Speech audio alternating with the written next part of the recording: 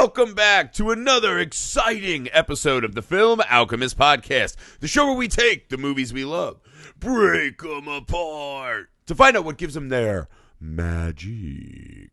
I'm your host, Josh Griffey, joined as always by my friend, co-host, and guy who's kind of a cat, not as much a dog.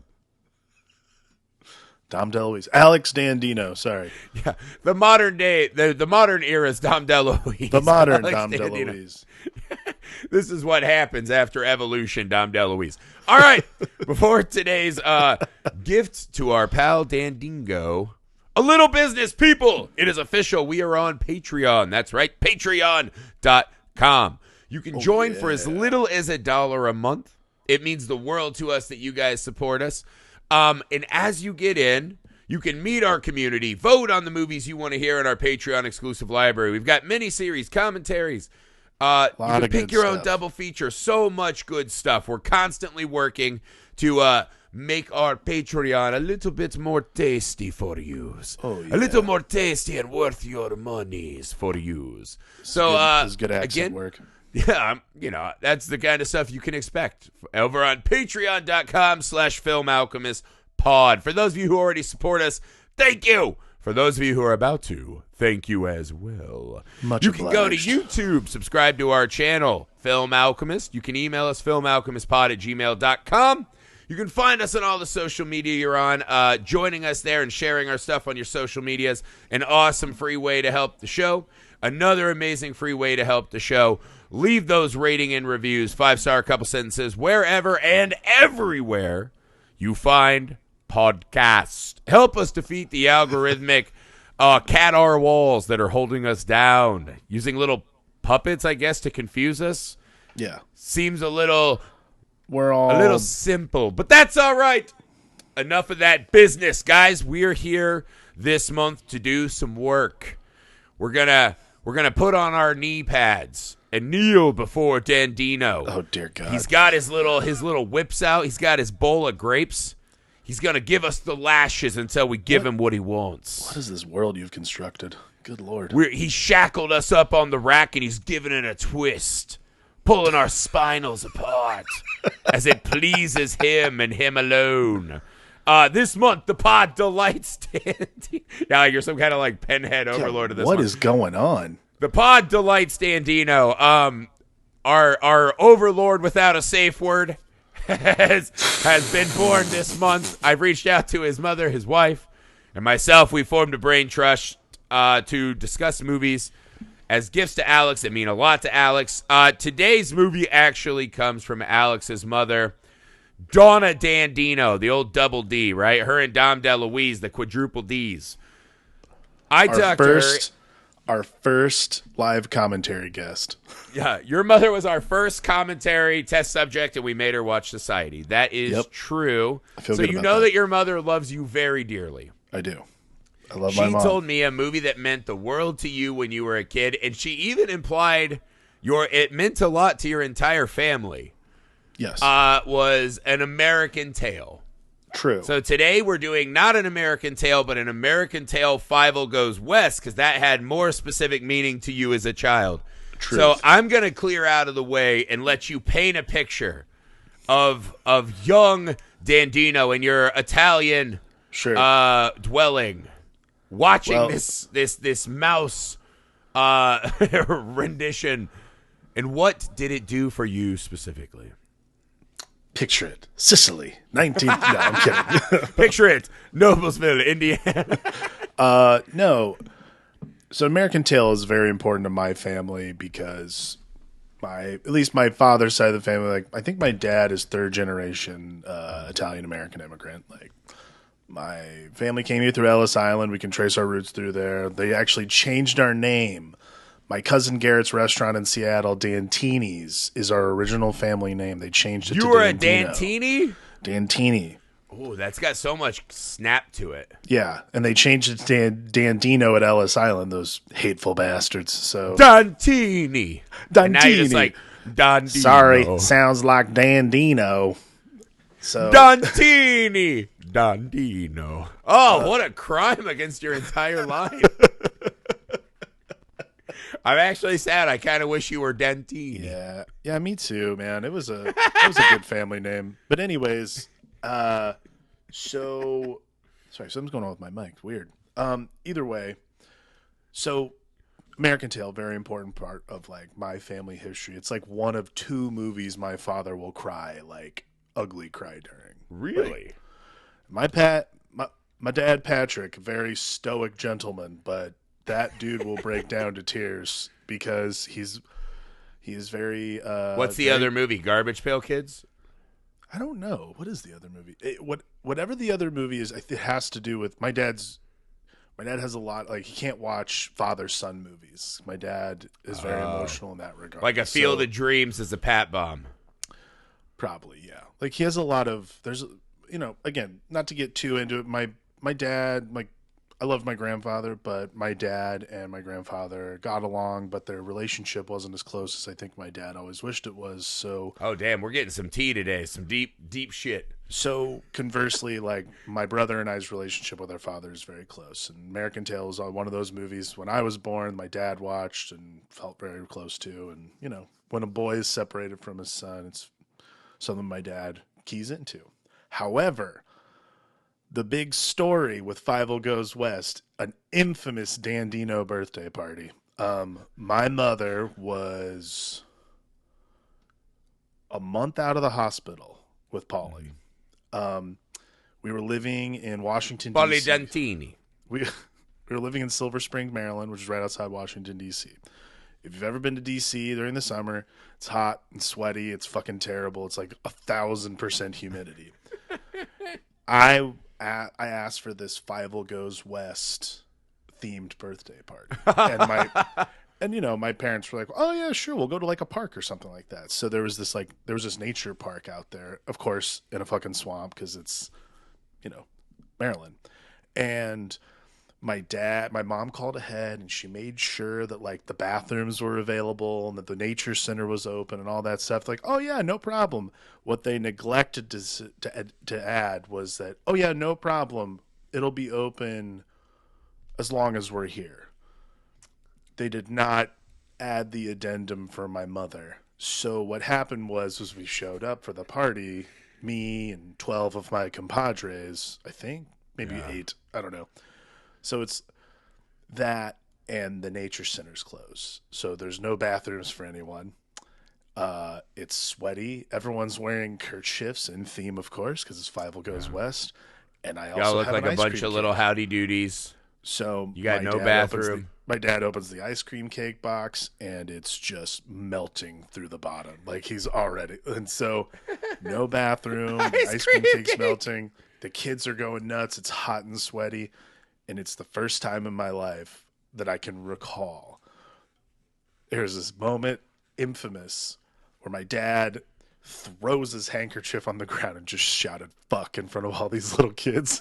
And if you know my dad, that is fairly rare in front of children. Your dad went full Wiley Burp. He lost his mind. Went off. But I loved this movie when I was a kid. Like it was the I did fucking too, jam. Actually. So I like. It was kind of like this and Rescuers Down Under were like the two great underappreciated sequels. Very much so. Very much so. I agree.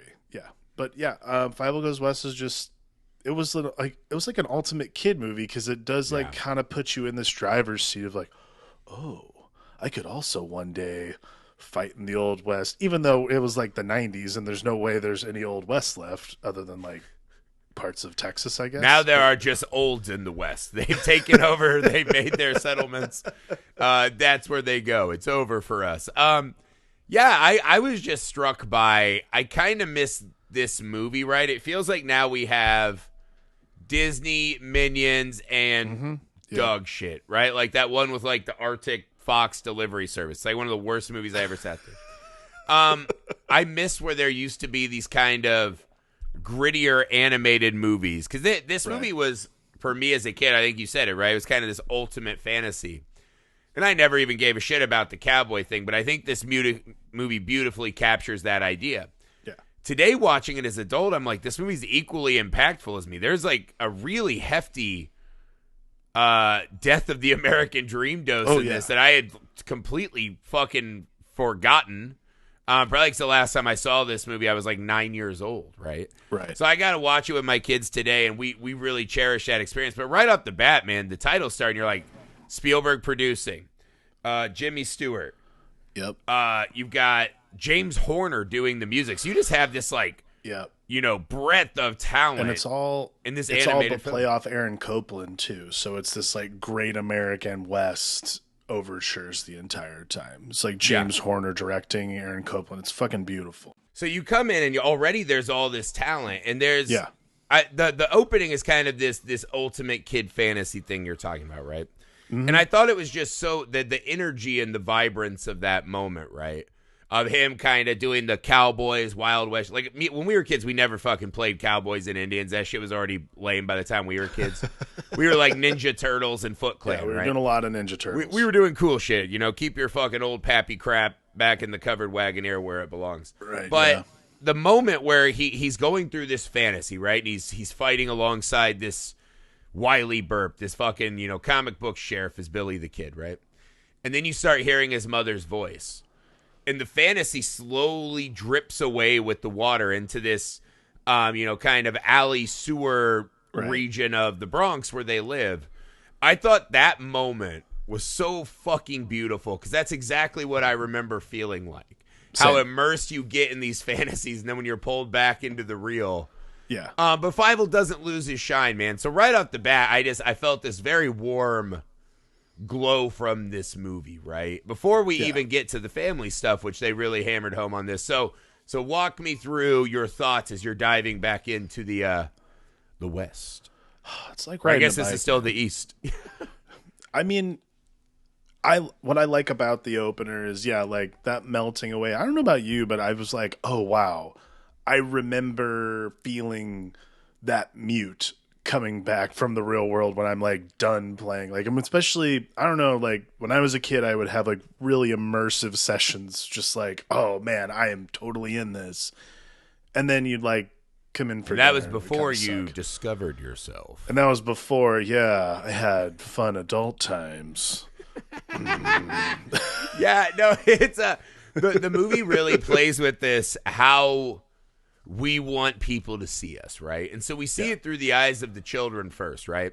He wants to be this hero. He's flipped his iconic Fievel hat into a cowboy Flipped hat, into a 10-gallon, Yeah, and his sister wants to sing, but everyone fucking throws food at her, which is how they feed the Mouskowitz family. Yeah, the Mouskowitz family's not doing well. It's really a bummer, right? And this is where the kind of two merge, right? Because not only is there the kids want to see themselves as heroes and singers, right? The father wants to see himself as this person who can achieve the American dream. Right. And he talks about this, America's supposed to be a land of opportunity. Opportunity for what? Right. And then the girl busts in and mocks her own singing, like, maybe if I sing, they'll throw presents for Fievel. And he's like, ah! And he's like, I'm the luckiest guy in the world, maybe things. And I was like, oh my God. Yeah. Like, this is really fucking sitting on me. We're now questioning the death of the American dream in the middle of this fucking cat and mouse movie. Well, and I think that's what's interesting about the movement from the first one to the second one. Like an American Tale is all about the chasing of the American dream, and like the lengths you go to get that dream, to achieve that. So like, what's interesting is we're starting in a place for the opener being about the fantasy a child has about wanting to be somebody else, like or just wanting to be somewhere else in general. The stark contrast of the reality of what the life really is, of what the real, like what it takes for the American dream. That's where that's where like this adult Dandino watches it, and I'm like, good Lord, I am so in tune with this part right here. Like, all the fantasy stuff is like, you're remembering that so fondly, and then the adult stuff, you're like, yep, there it is. There's the death of my American dream. Yeah, even like the fucking cats coming in and like, lots of violence, no Like eating them. ransacking like, that scene is legitimately horrifying to watch. Yeah. And it just kind of reminds me of how often the kids' movies today just feel very sanitized, right? They'll use like the death of a family member to try to like, dad died because he's a fat loser, make fun of him. like you see that a lot. Like when I watched Peppa Pig, I was like, God damn, that fucking father needs to divorce this family, run away, and find some young piglet. This is why I like Bluey. This is what we do. Yeah, Bluey they're in the so house. fucking mean to Papa Pig, man. It's fucking ridiculous. Not a piglet. I don't know what a teenage or like a 18-year-old pig would be called. I don't know. It is weird because in Peppa Pig, the queen is actually still a human. So that's some kind of like Dr. Moreau nightmare. Yikes. So I'm assuming that the adult hybrids have just been subjected to all kinds of fucking who would know dungeon horrors. Who would know the name of an adult pig is my mom, Donna D'Antino. She grew up on a Double D's. pig Well, farm. we'll hit her up after. But that seemed like legitimately was terrifying. I was like, I'm about to watch this father or son get eaten in front of each other. Yeah. And then them just rafting down the sewer to where all of the mice are fooled by this very fucking janky marionette show. Right. Which actually didn't bother me because that's one of those, like, at this point they're looking for any fucking way out. It's the same place they were in when they came to America. It gets so bad and someone says, hey, here's a shot. And you just have that adventurer spirit to go fucking take it, right? You got nothing to lose. You're going for it. There's a scene in that. This movie is visually so beautiful. Awesome. But the scene in there when they're all reaching for the tickets and it pulls back, right? And you see their shadowy hands reaching up towards Caterwall, who you can see in the sewer grate. I was like, God, it's just a beautiful, haunting image. So that's what I noticed a lot today, man. My childhood fun, right? Like even Tiger, who's doing Tiger's like an amazing cartoon movie character. Yeah. But he's really just like, don't leave. I want to keep fucking beating cheeks. She's like, see ya. And he's going through this existential crisis. Cat girl's name, by the way. I never knew it. That's a good question. I don't know if I know it. Because she called him like Pussy Poo Poo or whatever. No, that's Caterwall's right. That's name. his name from the enormously busty lady who keeps trying to suffocate him. Yeah. Oh, I think it's was just a gimmick that a lot of old cartoons used to do, where small, skinny men or anthropomorphized animals being smothered in gigantic boobs, just enormous breasts. Yeah. Yeah. We just rewatched the Black Cauldron, and that was like a whole fucking thing in that movie too. Yeah. This is like this was also. I think there's. I was actually reading about this, and because I think this is, I always remember this being drawn so different from a lot of the other movies of that era. Like it falls under that Don Bluth studio type thing. So this was actually Amblimation. One of the last ones that they made was Steven Spielberg's animation arm of Amblin. They had this. They had We're Back, the dinosaur movie, right? That was them. Balto, yeah. Like it's in sort of all the same vein of this, and it's so Balto beautiful. was when they were starting to get closer to like a Disney knockoff. Yeah, well, Balto felt that was very also different. when they veered a little deeper into digital animation. Like this was the last one that they were like hyper stressed on doing cell animation. I remember, I read that they went through something like 293,000 cells with the artists. This was, and they were very specific because of the way the movie needed to look. They wanted it to there's one digital shot, which is like the veranda of the West. Yeah. Other than that, it's all drawn and you can. And that's like the last tell. shot of the It's movie. Beautiful. Yeah. No, it's stunning, and the way that certain images look moist or look covered in dirt, they really do a wonderful job on this. Yeah. The scenes when they first get to Green River, right? And they've just lost their kid, right? Fievel uncovered the ruse, and they watched him be thrown from the train, right? It's fucking horrifying.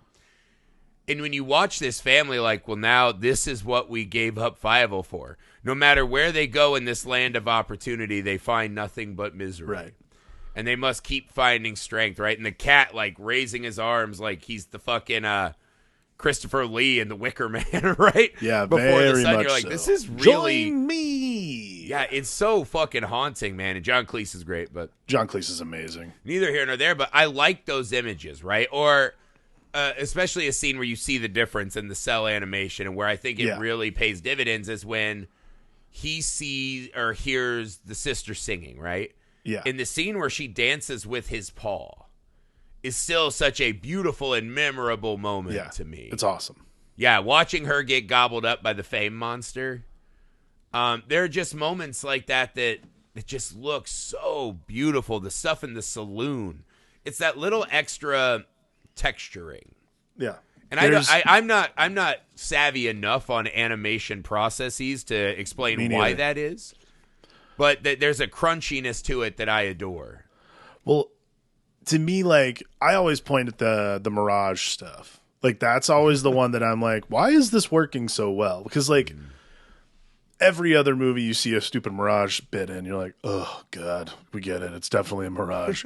Like, I think because this one, for one, the payoff is different. Like, instead of it just being a mirage and then they find a place, like, the payoff is literally like Tiger and Fievel pass each other thinking they're mirages, which is a great bit.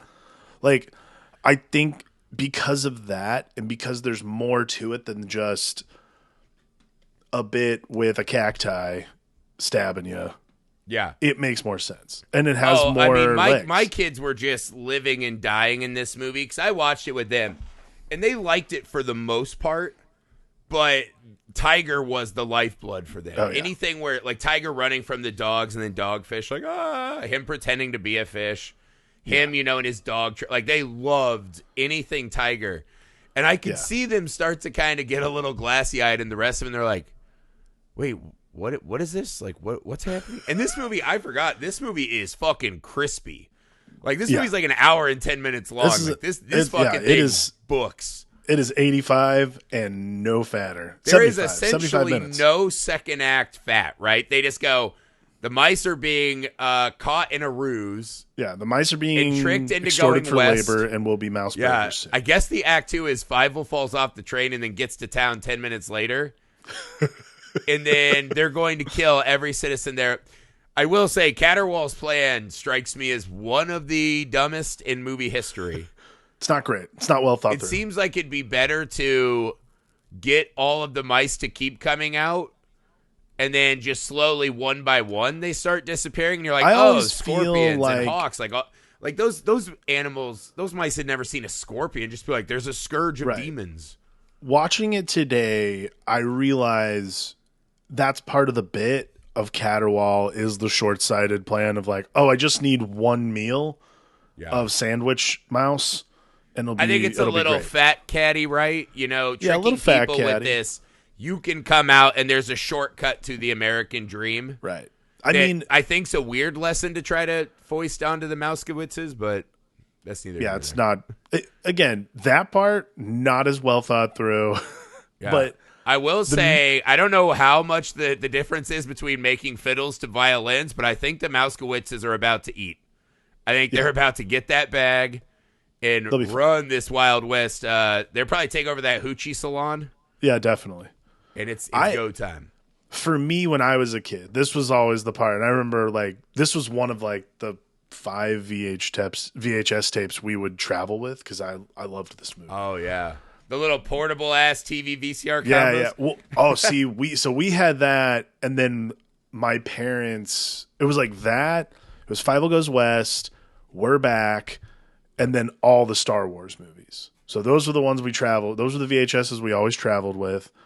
And yeah, my parents like ratchet strapped a little TV. So that I could because they were like, we got to figure this out to make sure that this kid isn't just going nuts. The hard days of parenting before you can just be like, here's your fucking pad. Here's your tablet, son.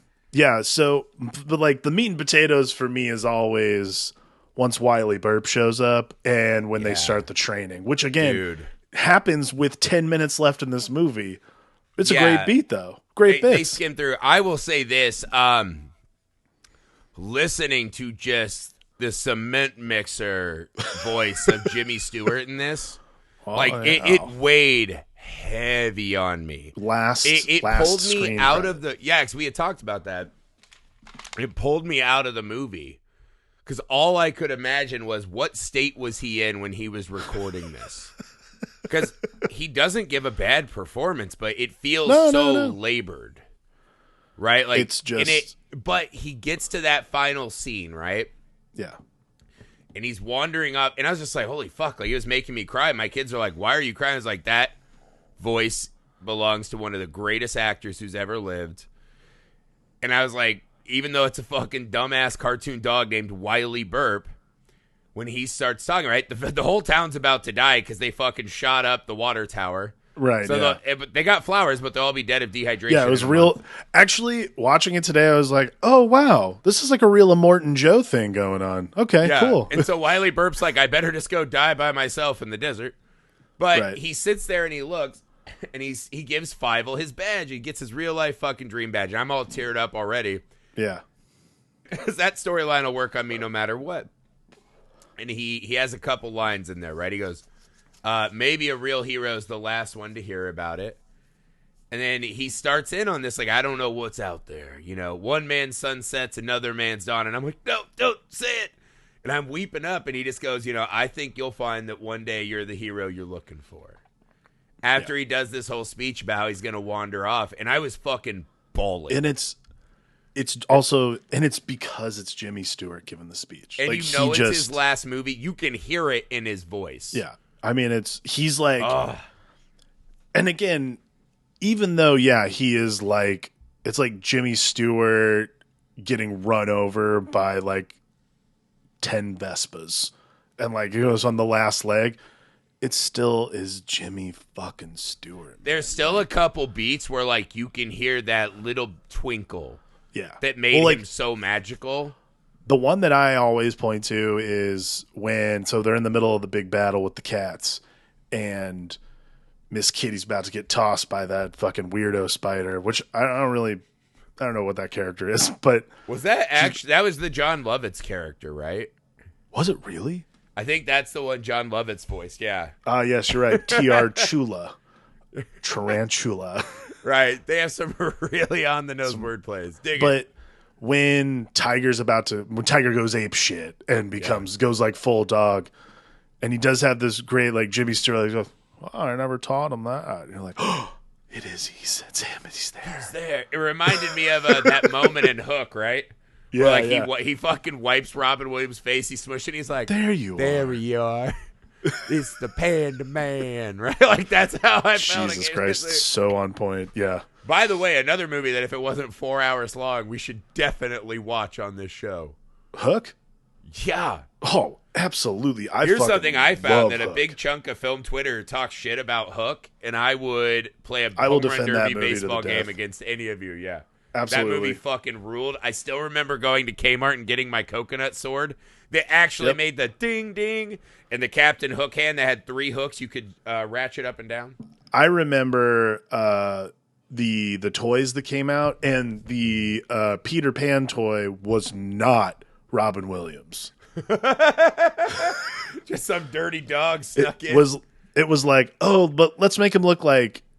Because I always thought he's got like a little Orlando Bloom look. You're like, what yeah, the fuck is this? Literally, it's like Orlando Bloom and Ryan Reynolds became a toy, and they got melted together, and that's what the Peter Pan from Hook was. I was like, this is a jip. It's not even. I remember as a kid, I was like, this isn't even Robin Williams.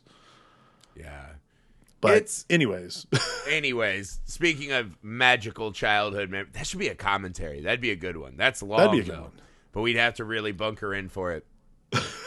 But yeah, I don't know, man. I just revisiting this though. There were so many moments I fell in love with. Like the one that really fucking rocked me was when she sings to get everyone off the cat trap, right? Or mouse trap. At the end, see you're in a mouse trap. Yeah. Run. And she gets off, right? But the fight's over. And Caterwall now has like this fucking baby kink thing going on. Yeah. But when she goes up to the water, washes her face. She puts the water in her hands that have her doll face, and she washes it off and takes her own face back. And that's what I was like, there's a lot of like big boy storytelling happening in this, where there are a lot of really these was really hitting beautiful me a lot beats. Today. Yeah, a lot of really beautiful beats about being okay if you feel different. Like that, I think, is the thing that I always drew from it, and I saw more today was that like. If you want to do something that's a little off, that's a little different, it's a little outside the norm, like that's okay. And like, I think this is another thing too. And you saw it a lot in movies like this from the 90s. And the thing that I always liked about the Mouskowitzes is they never judged Fievel for being a daydreamer kid. They never judged Tanya for wanting to be a singer. They just were supportive, like parents, and like The mom would give him little like snipes, but not like mean. More like, hey, you're late. Like those kinds of things that you would normally get, but never like get your head out of the clouds, kid. Like it was always this really supportive thing, and I think it's because Papa Moskowitz is a violinist. He's an artist himself, so there's a lot of this. I want to pass this down to you. Like this dreamer mentality is very important to me, and like I always liked that today, particularly watching it. I also think it was a real fear of the immigrant communities, right? This rush to assimilate into American culture. Oh, absolutely. Which was barely even a thing at the time. So I think that finding a way to expose what you want to and not feeling the need to be what you want to, right? Like that's what Caterwall is. Caterwall is the American dream. And then he gets exposed, right? And they have kind of the opposite journey. And at the end, Fievel fucking flips his hat back to his little Newsies hat. And it's fucking adorable, man. I don't know. I was really impressed with how much wonderful work there was happening in this movie, right? It felt like one of those I was afraid I was going to watch and be like, woof. Like we used to have shitty cartoons when I was a kid. I was curious how you'd react because I'm like, I don't know if this one's going to be the vibe. But I mean, with kids, I loved every second of it. And it was great to watch it with my kids. I think it still holds up. I think it's exceptionally like it obviously doesn't have the heft of An American Tail. No, that is truly one of the most exceptionally made animated films ever. Agreed. There's a different weight to that movie than this one. Yeah. But this one still has enough of that and layers on a lot of. I mean, Dom DeLuise gives a cartoon performance for the ages. Yeah. He's so fucking funny. It's like the melding of that voice and wit with that character is just flawless. It's so good. Yeah, the Jimmy Stewart beat had me crying. I liked her finally, like, having someone who appreciated her singing. I just like the scene when they get Fievel back. Oh. Right? It's just they're building and he wipes the little window and sees his parents. Oh, my God, dude. It's just... I remember as a kid... I remember when I saw it when I was a kid being worried. I'm like, are we going to do another one of these where he's just lost? Like, I remember like that. I was a wanderer kid when I was younger. So like getting lost happened a lot and that was really bad. Like I was one of those kids where they're like, is that kid on a leash? Like, yep. Like that was one of those kids. Cause like my parents knew I would just walk away a lot of the studded dog collar. Yeah. Like there's another story when I was a kid where I was like playing with he's not our uncle anymore, but I was playing with one of my uncles and he was jumping. We were jumping off on and off elevators and he jumped off an elevator in a mall and the door closed behind him and he didn't realize that I hadn't jumped. So like it turned into this whole thing. But yeah, like I remember when I saw American Tail as a kid and then Fievel Goes West being really in touch with this, like, oh, this kid daydreams, he wanders. There's this thing where he can get lost really easily. And I think that's why I liked these movies when I was a kid. And while, yeah, American Tail is much heavier, like this is the immigration experience of a lot of people going through Ellis Island. Fievel Goes West is about wanting the American dream to work out, as opposed to wanting the American dream to work out. That is what Fievel Goes West is about. Yeah, I'll keep going further and further into this country, hoping to find it. Yeah. I just thought it was wonderful, man. Sharing it with my kids again was awesome. That's it for An American Tail. Fievel Goes West. That's not it. Daddy has us on the cross. He's not giving us a safe word. He's pulling out his pliers. So we better keep delighting Dandy, or else it could get real gross up in here. Whatever you want, Daddy. How are you not already feeling gross? This is a terrible thing. If that's what you like, Daddy. I'm just giving you some yes and opportunities, as I am wont to do. If you guys would like to say yes to something, hopefully it's our Patreon. Patreon.com/FilmAlchemistPod. You can find our Patreon exclusive library, meet our community, vote on the movies, all kinds of fun stuff over there. Even pick your own double feature. We work really hard to try to make that worth your time, guys. So if you could, patreon.com/filmalchemistpod. The YouTube is Film Alchemist. The email, filmalchemistpod@gmail.com. We're on all the socials you're on. Go ahead, get a hold of us. And make sure you leave those ratings and reviews. 5-star, couple sentences, wherever and everywhere you find the pod. As long as Daddy said we've been a good boy, we'll be back next week with his next delights, Margin Call. Why are you putting it this way? Whatever you want, Daddy. I hope it pleases Daddy. Good Lord.